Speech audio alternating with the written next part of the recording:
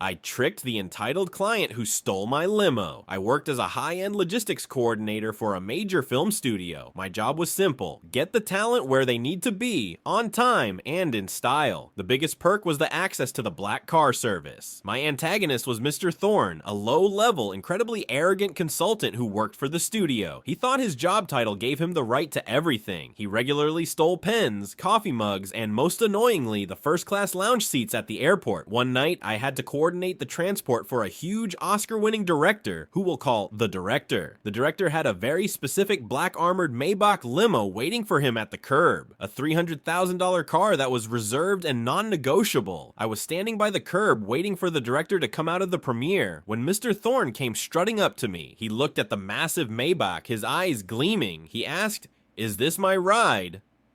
Finally, the studio realizes my worth. I politely corrected him.